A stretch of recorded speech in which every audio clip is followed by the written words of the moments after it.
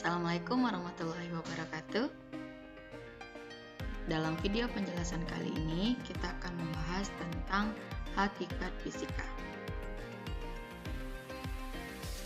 Adapun kompetensi dasar yang harus dikuasai setelah proses pembelajaran adalah sebagai berikut.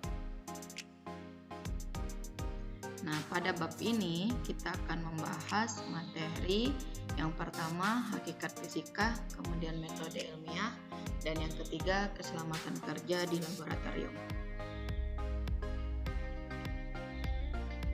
Kita bahas dulu fisika. Seperti kita tahu bahwa fisika ini adalah salah satu cabang dari ilmu IPA atau ilmu pengetahuan alam. Fisika sendiri berasal dari bahasa Yunani yaitu fisikos yang berarti alam. Nah, karena tadi fisika adalah cabang dari ilmu sains, di mana sains ini juga berasal dari bahasa Latin scientia yang berarti pengetahuan. Maka bisa kita simpulkan bahwa fisika adalah ilmu pengetahuan alam yang mempelajari materi dan energi serta interaksi antara keduanya. Fisika sendiri memiliki sangat banyak cabang ilmu untuk mempelajari materi tadi secara lebih detail, karena kita tahu bahwa materi yang ada di alam ini sangat banyak. Nah, berikut adalah beberapa cabang dari ilmu fisika. Yang pertama ada mekanika, yaitu cabang ilmu yang mempelajari tentang gerak. Kemudian termodinamika yang mempelajari tentang suhu dan kalor. Optika yang mempelajari tentang cahaya. Elektronika yang mempelajari tentang listrik dan magnet. Kemudian ada fisika kuantum yang mempelajari tentang atom. Ada astronomi yang mempelajari tentang benda-benda angkasa. Fisika medis yang mempelajari atau ilmu fisika yang berhubungan dengan kedokteran, dan masih banyak lainnya. Nah, pertanyaannya ini adalah karakteristik fisika sebagai ilmu alam. Yang pertama, harus memiliki objek. Jadi kita tahu bahwa fisika ini mengkaji materi yang ada di alam. Jadi dia mengkaji benda-benda yang benar-benar ada fisiknya. Kemudian memiliki metode. Jadi ketika mengkaji suatu materi itu digunakan metode, di mana metodenya ini telah dibakukan sehingga dapat digunakan oleh siapa saja. Kemudian yang ketiga, bersifat sistematis, artinya tersusun mulai dari hal sederhana sampai ke hal yang lebih kompleks. Jadi dipelajari dari hal yang dasar sampai hal yang lebih terperinci atau lebih detail. Kemudian bersifat universal, artinya berlaku secara umum. Jadi di belahan manapun pemahamannya akan sama. Kemudian objektif, bersifat jujur atau menggambarkan kondisi apa adanya. Jadi ilmu fisika ini tidak boleh berdasarkan pendapat, tetapi betul-betul berdasarkan fakta. Selanjutnya analitis. Artinya kajian ilmu ini akan menuju hal-hal yang lebih khusus. Nah, seperti tadi kita tahu bahwa ilmunya adalah fisika, kemudian akan dikelompokkan lagi menjadi hal-hal yang lebih kecil. Seperti mekanika khusus membahas gerak, astronomi khusus membahas benda-benda angkasa, dan lain sebagainya. Selanjutnya verifikatif, artinya kebenaran dalam ilmu ini tidak bersifat mutlak tetapi terbuka. Artinya misalkan hari ini ditemukan satu teori, kemudian di kemudian hari ternyata ditemukan bahwa teori ini salah. Artinya teori ini bisa ditinggalkan dengan catatan teori baru yang ditemukan itu sudah terbukti kebenarannya. Itu arti dari verifikatif. Selanjutnya, hakikat fisika.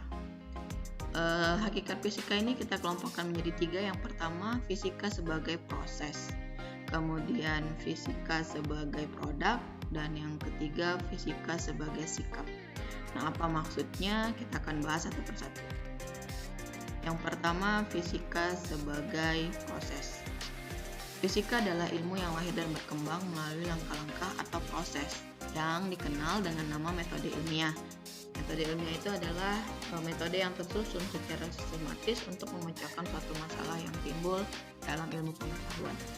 Adapun langkah-langkah yang dilakukan, yang pertama melakukan observasi atau pengamatan, merumuskan masalah, mengumpulkan informasi, membuat hipotesis, melakukan eksperimen, menganalisis data, menarik kesimpulan, membuat laporan, dan mempublikasikan hasilnya. Selanjutnya, fisika sebagai produk. Melalui serangkaian proses ilmiah yang dilakukan tadi, maka akan dihasilkan sebuah produk ilmiah atau kumpulan pengetahuan. Jadi produk yang dimaksud di sini adalah produk ilmiah. Apa itu produk ilmiah? Bisa berupa fakta, yaitu keadaan yang sesungguhnya dari segala peristiwa yang terjadi. Kemudian bisa berupa konsep, artinya abstrak dari berbagai kejadian atau fenomena. Kemudian bisa berupa rumus, ini adalah pernyataan matematis dari fakta atau konsep tadi. Kemudian bisa berupa model, misalnya model atom gitu ya. Kemudian bisa berupa hukum atau prinsip. Kita kenal di fisika banyak hukum, di SMP mungkin sudah belajar ada hukum Newton, ada hukum Pascal, Archimedes, dan lain sebagainya. Kemudian bisa berupa teori ya, mungkin teori model atom, teori pembentukan bumi, dan lain sebagainya. Nah, inilah yang disebut sebagai produk ilmiah. Selanjutnya, fisika sebagai sikap. Rangkaian proses yang dilakukan untuk menghasilkan produk ilmiah tadi memerlukan proses mental dan sikap yang berdasarkan pada pemikiran yang disebut sebagai kecakapan dan sikap ilmiah.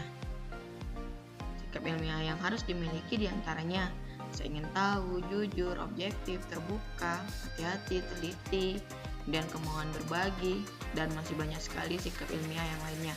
Yang jelas tidak ada sikap yang negatif. Pasti sikap ilmiah ini adalah gambaran dari sikap-sikap positif.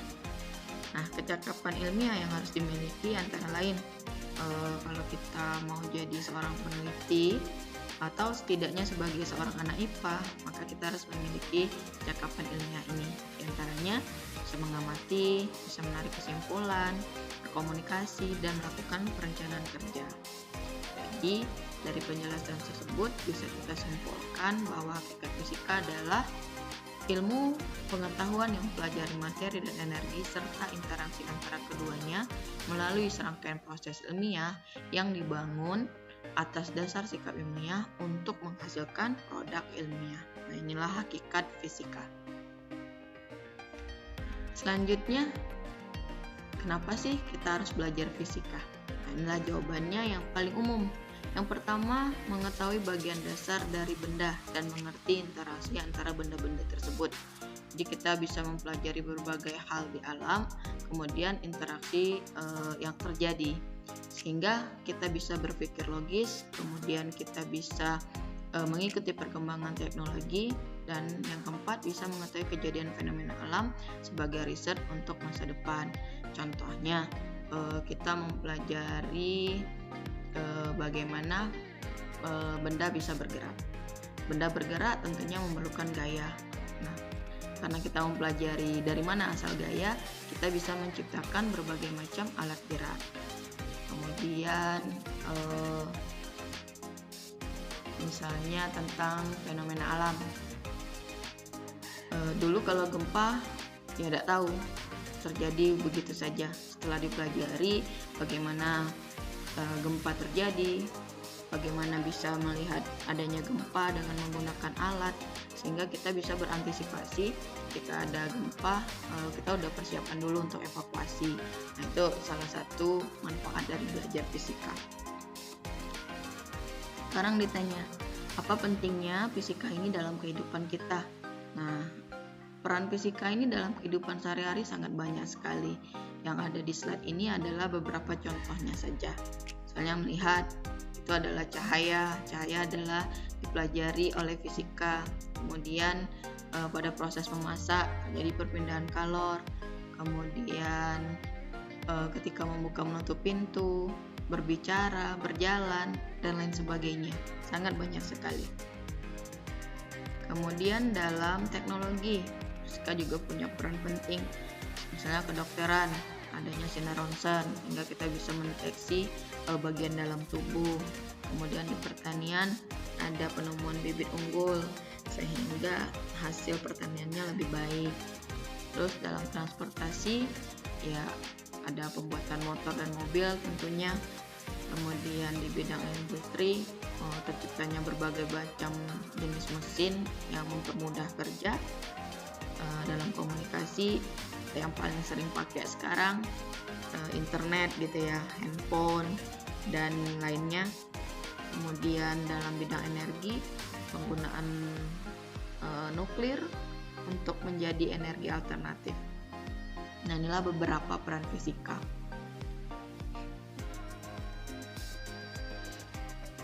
Selanjutnya, karena kita IPA, tentu kita akan melakukan praktek ya. Praktek ini kita lakukan di laboratorium. Nah, ketika memasuki laboratorium, kita harus memperhatikan bagaimana untuk menjaga keselamatan kita sendiri. Nah, aturan keselamatan ini spesifik ya.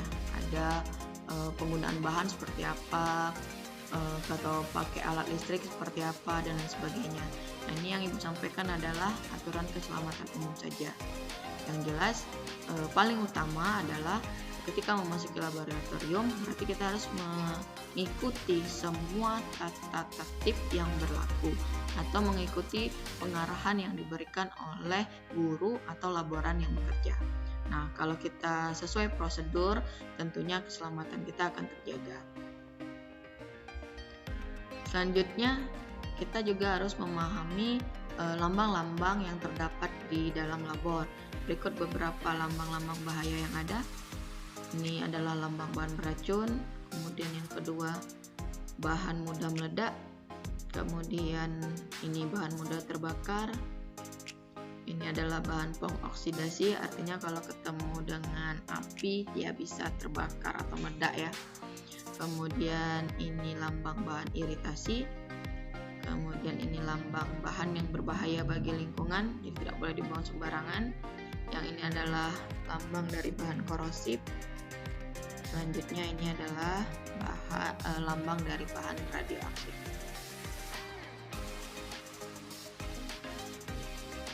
Demikianlah penjelasan materi kali ini. Selanjutnya silakan kalian cek di Google Classroom, ada lembar kerja peserta didik 1.1. Silakan kalian lengkapi. Sampai berjumpa lagi di pertemuan berikutnya. Assalamualaikum warahmatullahi wabarakatuh.